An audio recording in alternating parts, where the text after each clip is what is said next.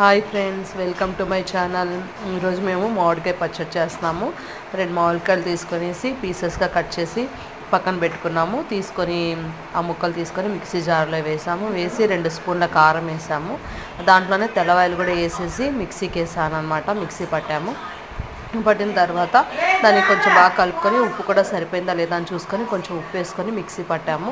కొంచెం బాండ్లు తీసుకొని ఆయిల్ వేసి పోపు గింజలు వేసి ఎండుమిర్చి వేసి కరివేపాకు వేసాము.